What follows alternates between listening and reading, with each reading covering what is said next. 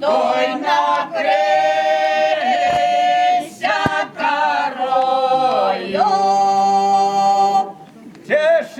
Тешилися Враги ворожечки над моєю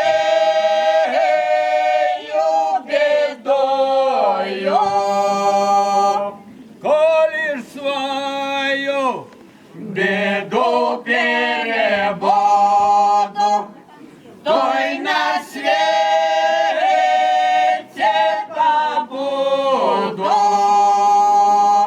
то я своим Врагам ворожечкам той корыться не буду.